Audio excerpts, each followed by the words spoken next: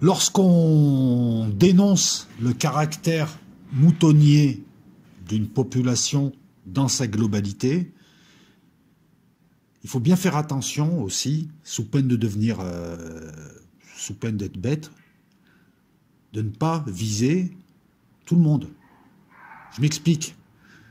Nous sommes un certain nombre à nous organiser dans la vraie vie, et non plus sur YouTube, et nous sommes assez nombreux, parce qu'on a compris avec qui on était surtout, hein, et qu'il n'y aurait pas de grand soir. Mais on a à l'esprit quelque chose, c'est qu'il y a tout un tas de gens qui n'ont pas la possibilité de faire ce que je viens de faire là, me balader sans masque, je ne mets pas le masque dehors, qui n'ont pas la possibilité de passer des heures sur Internet. Il y a des gens qui ont des familles, il y a des gens qui sont dans des villes de rats morts où tu as que des cadavres qui se baladent, donc ils sont obligés de mettre le masque. Il y a des gens qui ne peuvent pas se permettre d'aller travailler sans masque, sinon ils perdent leur boulot. Bien évidemment, ces gens-là ne sont pas visés. L'objectif, encore une fois, parce que j'ai l'impression que certains oublient quel est l'objectif, c'est l'unité. L'objectif, c'est pas de se diviser. L'objectif, c'est d'atteindre un seuil critique pour faire basculer avec nous la police et l'armée. Je ne parle pas des tapins de gradés, des tapins de l'OTAN, notamment hein, les généraux et autres. Je te parle de la troupe. Aujourd'hui, je me suis promené dans Marseille, encore une fois, il y avait un beau soleil, nous sommes lundi 22 mars, j'ai croisé des policiers qui n'avaient pas de masque, j'ai croisé tout un tas de gens qui n'avaient pas de masque, et puis ça tombe bien, par contre pour les corneaux et les trolls à 2 balles et les moutons, Jean Castex vient d'avouer qu'il y avait très peu de chances que tu contamines des gens à l'air libre. La seule manière de contaminer des gens à l'air libre, c'est de te coller à eux, de leur postillonner dessus. Puisque le virus est anaérobique. Il faut le rappeler aussi aux blaireaux et aux moutons. Jean Castex qui vient de nous avouer que finalement, donc tous les confinements et tout ce qui a été fait pour nous empêcher de vivre notre vie à l'extérieur, en fait, était non seulement inutile, mais pire, était contre-productif. Parce que tu n'attrapes le virus, tu ne l'attrapes que dans des milieux confinés ou des milieux à forte densité. On nous a imposé un masque ici depuis septembre de l'an dernier, dans des boulevards déserts, qui ne sert à rien. C'est pour ça que la police, d'ailleurs, encore une fois, je leur rends hommage en tout cas ici, c'est faire la part des choses. Je vous rappelle que nous sommes dans le sud et qu'on n'a pas besoin de Darmanin, le chargé de mission qui propose des appartements contre des faveurs sexuelles. On n'a pas besoin de Macron pour protéger les nôtres, pour protéger nos anciens, on n'a pas besoin de ces gens. On sait quand il faut mettre un masque, on sait quand il faut faire attention, on sait quand il faut être testé. On n'a pas besoin de vous pour ça. Hier, Marseille a donné une bonne leçon à beaucoup. Et Marseille a répondu, c'est le vrai Marseille, en organisant un carnaval avec 6500 personnes. Depuis un certain temps, et je vous le dis en vidéo, ici on s'est organisé, beaucoup de gens savent que ce que nous faisons sur YouTube est vain, et que il vaut mieux s'organiser, je vous en ai parlé, organisez votre petite bulle, faites ce que vous avez à faire, résistez de la manière la plus intelligente possible en fonction de vos moyens. On ne te demande pas au milieu de Limoges ou dans le centre-ville de Grenoble d'enlever ton masque si tu vas subir les foudres de ton patron ou les foudres de la police. Hier, Marseille, comme avant eux, les Antilles, comme avant eux, les teufeurs bretons, comme avant eux, dans tout un tas de villes, des fêtes, nous avons assisté à ce que moi j'appelle des actes de véritable résistance. Il nous a parlé printemps, il a évoqué le printemps, la crapule. Il nous a ramené l'hiver et la mort. Proposons-lui des actes de vie. Hier, c'était un acte de vie. Alors bien évidemment, je ne vais pas vous mettre d'image de ce qui s'est fait hier. Je ne dis plus ce qui se passe dans la ville, je ne suis pas auxiliaire de police, je ne tiens pas à ce que mes images permettent des interpellations. Mais hier, face à 6500 personnes dehors qui fêtaient le carnaval, il n'y a personne n'a bougé. Depuis le début, on dit, depuis le début, on vous dit, si vous occupez les rues, vous les virez. Et ensuite commence le grand nettoyage. Le Sénat, les institutions de la République, la presse. Après, il y a un grand nettoyage pour enlever tous les vendus qui nous ont vendus aux anglo-saxons, tous les tapins d'Israël et des associations bizarroïdes qui prétendent représenter des minorités, pour virer tous les anti-France, quels qu'ils soient.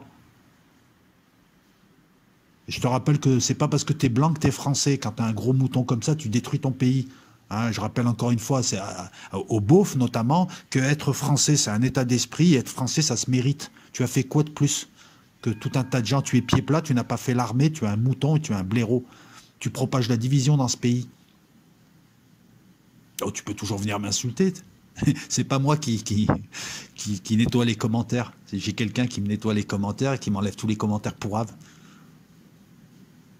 Hier, nous avons vu 6500 personnes. À Marseille, ici, nous vivons, nous essayons de vivre. On s'est organisé. C'est la misère, mais on s'est organisé. Nous sortons. La moitié des gens ne mettent pas le masque. Quand il faut mettre le masque, on le met. Nous essayons de vivre. Nous faisons des fêtes. Nous nous organisons. Et c'est bizarre. Marseille n'est pas la ville la plus affectée par le Covid. 76 réanimés. Essentiellement des personnes âgées. C'est ça qu'il faut faire. Il n'y aura pas de grand soir. La population, dans sa globalité, vit trop bien, a trop de confort, a le frigo plein, a les séries Netflix et continue à se prendre pour ce qu'elle n'est pas, c'est-à-dire la population française. La population française, c'est dans les années 70, des gens qui savaient se défendre pour leurs droits. Voilà, donc encore une fois, ne te sens pas visé si tu ne peux pas faire autrement. Par contre, la résistance, c'est pas d'attaquer la police. Le but, c'est de ramener les policiers vers nous. Le but, c'est de ramener la troupe vers nous. Et beaucoup sont avec nous déjà. Ils attendent juste du sérieux de notre part. Le but, c'est d'opposer à des actes complètement stupides et aux moutons, d'opposer des actes de vie. Vous êtes vivant parce que vous réfléchissez. Vous êtes conscient, vous êtes vivant, vous réfléchissez, vous savez distinguer le bon grain de livret, vous savez distinguer les mesures complètement ubuesques et stupides. Écoutez, je n'invente rien. On nous a confinés pendant 1 an pour nous dire ensuite qu'il était quasi impossible. En tout cas, Jean Castex a dit que les contaminations à l'air libre, c'était très rare. Il vient lui-même d'avouer qu'il se fout de notre gueule depuis 1 an. Hein, quand je vois des gros moutons qui me parlent de décharge, tu vas infecter les gens. Je vais infecter qui? Mouton. Même Jean Castex, qui te méprise, vient de dire que voilà, ça fait 1 an que nous sommes nombreux à essayer de distinguer ce qui relève de la santé et ce qui relève du foutage de gueule. Hier, 6500 personnes. Marseille vit, Marseille résiste. Marseille a fait un gros doigt d'honneur à la pseudo-république, république, qui est devenue, De Gaulle doit se retourner dans sa tombe, qui est devenu le tapin des adversaires principaux de la France, à savoir les anglo-saxons. Tu es pro-américain, mais tu es un tapin. La France, son principal adversaire, c'est le monde anglo-saxon. Elle devrait se tourner vers la Russie, vers le monde latin, vers le Maghreb, et devenir ce qu'elle est, un mâle alpha. Avec eux, on est devenus des bêtas, et des gros bêtas. C'est ça la nouvelle résistance dont je te parle. C'est de t'occuper des tiens, c'est d'être humain, c'est de faire ce qui est possible de faire pour ramener la vie. Cette vie qui a disparu des villes, cette vie qui a disparu. Je vous rappelle que le nombre de dépressifs, de suicides, de violences conjugales, ils ont détruit le pays. Il y a 1 an, Joute Castor nous proposait 12 000 lits d'hôpitaux. Ils ont retiré des lits d'hôpitaux. Ben oui, parce que personne ne fait le job, personne ne surveille, il n'y a plus de contre-pouvoir. Et ça, c'est pas de ta faute, c'est pas de la mienne. Nous, on doit virer les journalistes, on doit remettre de vrais contre-pouvoirs pour réorganiser une démocratie. Nous n'avons pas de contre-pouvoir. On a Mélenchon, le bourgeois, qui de temps en temps joue le rebelle. On a bien vu, Mélenchon, tu n'as rien dans le falzar. On a vu, toi et la grosse marine, vous n'avez plus rien dans le falzar. On l'a vu que vous étiez des supercheries, je le dis depuis des années. Je le sais comment ça marche. J'ai été chargé de mission, j'ai travaillé pour cette République. Je sais comment ça marche. J'ai vu les nettoyages de ministères, j'ai vu les cooptations. Nous avons une République et des structures dignes d'un pays du tiers-monde. Quand on parle de corruption en Afrique, mais la corruption en France, elle est 10 fois plus sophistiquée, elle est 10 fois plus importante.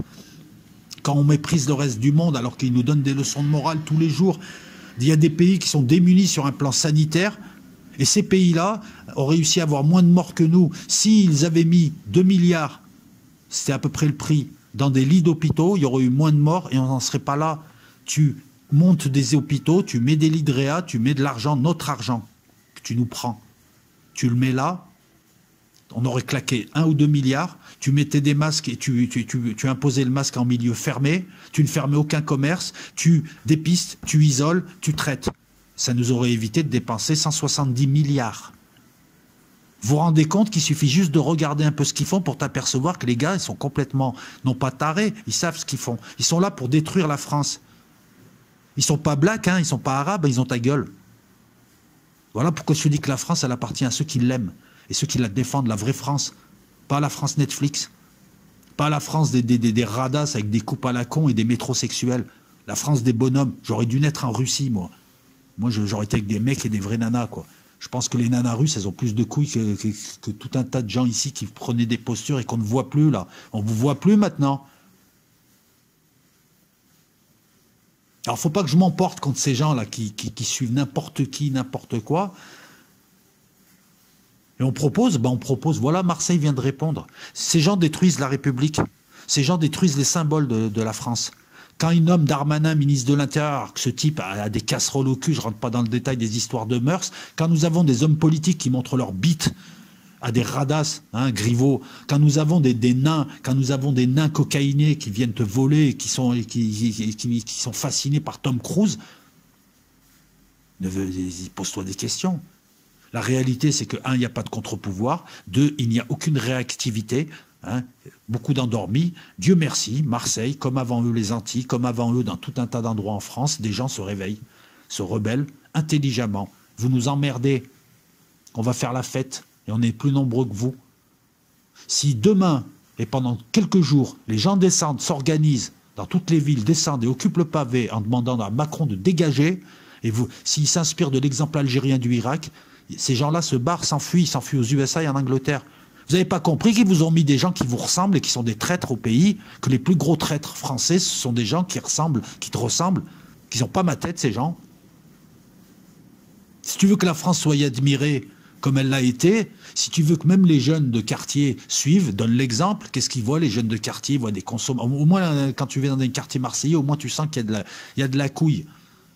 Au moins ici, voilà. Après, ici, les gens, ils ont compris que la révolution, voilà, ils sont peut-être moins naïfs que moi, ils savent très bien où on en est, ils se sont dit, nous, on va s'organiser. Ici, voilà, on est très très peu affectés par ça.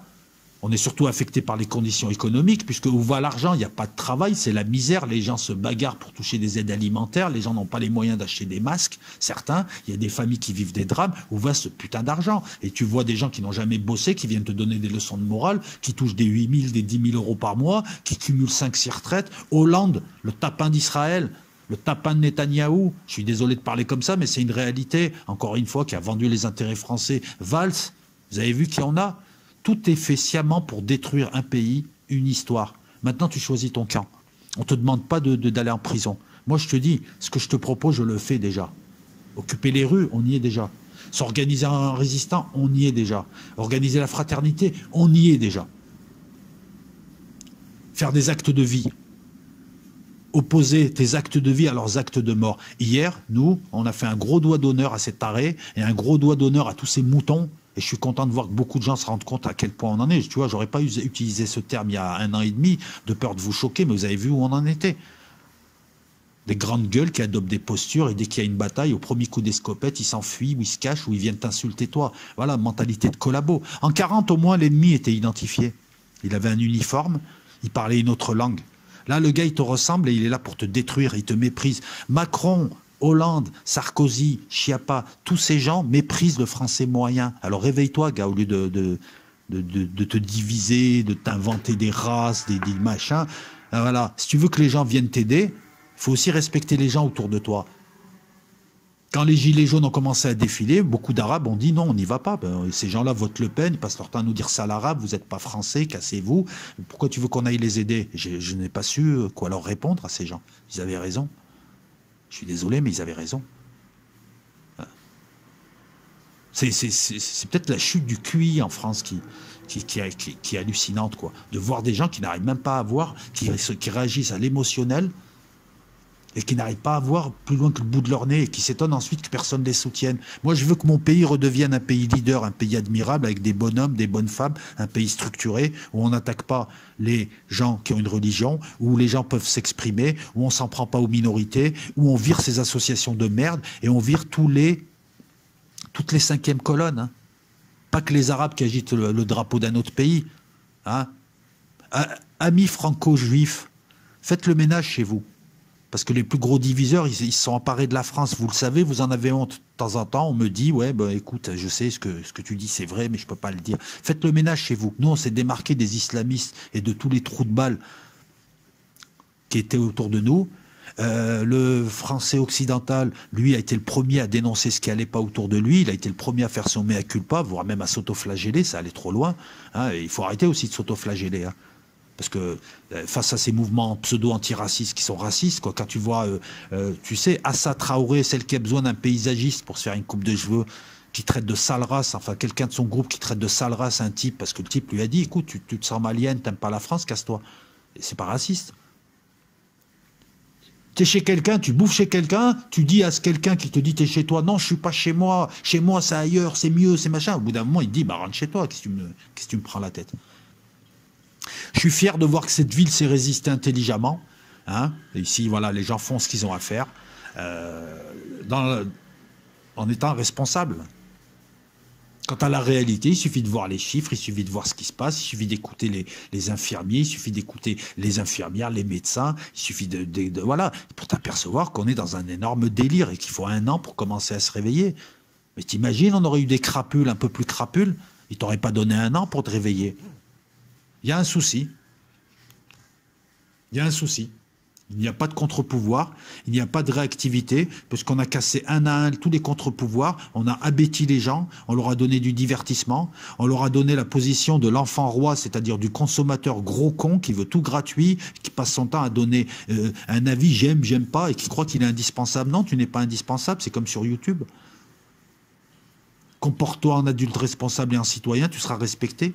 Redécouvre une conscience politique. Si c'est pour faire de la politique bidon et suivre des aventuriers sur YouTube qui te racontent des conneries, ce qui est grave, c'est ce qui s'est passé toute cette année-là. Hein. Je ne vais pas nommer le type, mais c'est grave quand même. Hein. Et puis il n'y a aucun mea culpa de la part. Quand on veut faire de la politique ou quand on veut être respecté, il faut être respectable. Quand on veut faire de la politique, puisque la politique, c'est gérer la chose publique, hein, on se met à niveau. Comme faisaient les Français avant, ils avaient 10 fois moins de moyens que toi. Là, on a des gens qui ne distinguent pas la droite de leur gauche et qui sont dans la division permanente, sans parler des racismes multifacteurs, parce que maintenant tout le monde a, voilà, le déni. Pendant ce temps, le pays est tenu par des traîtres, des collabos à l'OTAN ou à la politique criminelle de Netanyahou, et nous avons une 5e colonne. Je discutais avec un type qui me disait qu'en Israël, ils n'aimaient pas les franco-israéliens parce qu'ils voyaient arriver des petits cons qui venaient s'engager dans le Sahel pour tuer des Arabes. Alors qu'eux, ils n'étaient pas dans cette mentalité. Eux, ils étaient dans une histoire de survie. Et voilà, c'est un Israélien qui me l'a dit. Ah, Eric, là, qui vient me dire que je ne suis pas français, alors que toi, tu passes ton temps à chialer dès qu'un oiseau te chie dessus, tu parles d'antisémitisme. Il serait temps aussi de faire le ménage chez vous. Je vais faire une vidéo un petit peu sur Mia aussi, parce qu'apparemment, la liberté d'expression en France, c'est d'insulter la religion des autres. Et autour de Mia... Je suis désolé, je l'ai défendu une première fois, mais là, j'ai l'impression d'avoir une conne qui se fait manipuler. Manipulée par qui? Richard Malka, Elisabeth Lévy, Finkielkraut, tous ces diviseurs, ces diavolos, qui viennent diviser les gens, Zemmour, tous ces gens qui, en fait, essayent de manipuler et d'enrhumer le goy pour qu'ils tapent sur l'arabe, et pendant qu'eux se frottent les mains, ils se sont emparés du pays. Ces gens qui ne représentent pas les juifs français, qui ne représentent même pas les Israéliens, parce que beaucoup d'Israéliens ne peuvent pas se les blairer. Ces gens-là sont une 5e colonne, mais on n'en parle pas. C'est quoi cette géométrie variable? Alors, si on n'a pas le droit de s'en prendre aux uns, il ne faut pas s'en prendre aux autres, et il faut arrêter de s'en prendre à l'islam. Voilà, quant à Mia, quand ils auront fini de se servir de toi, grosse conne, ils t'abandonneront. Tu t'es fait virer d'un lycée, tu t'es fait virer de Twitter parce qu'on t'a dit arrête d'insulter les gens. C'est ça la liberté d'expression. Même ça, vous l'avez transformé en merde. La liberté d'expression, c'est la liberté d'exprimer des choses nobles, ou peut-être moins nobles. C'est pas d'insulter les gens. Là, on est dans l'insulte et l'injure. On voit le niveau, hein. On voit le niveau. Voilà. Que ça te plaise ou que ça te plaise pas, la vraie France, ce sont les gens qui réfléchissent et qui défendent les valeurs de ce pays. Hein. Je te rappelle que les vrais Français, c'est liberté d'expression, c'est la véritable révolte contre les injustices, c'est le courage. C'est ça la France. C'est pas une radasse qui se fait une coupe au carré ou une espèce de blaireau prostitué mâle qui se fait un tatouage au mollet, qui essaye de séduire des nanas en se prostituant, parce que c'est ça, c'est quasiment ça, et qui regarde des séries Netflix américaines. Hein. Et s'il te plaît, je suis 10 fois plus français que toi, mon ami. Je suis sous-officier de l'armée française décoré. Toi, tu t'appelles Kevin, tu bouffes au McDo, tu regardes des séries américaines sur Netflix et tu parles à moitié anglais. Et tu viens m'expliquer ce qu'est la France. Allez, casse-toi. Hein. Voilà. Quant aux autres, les amis... N'hésitez pas à donner votre avis, à pousser, à faire ce que vous voulez. Tiens, qu'est-ce que c'est que ça encore? Non, bref. Si vous entendez des gyrophares, des klaxons, tout ça, je sais pas. Je sais pas ce qui se passe. Enfin, voilà. Ciao tout le monde et vive Marseille.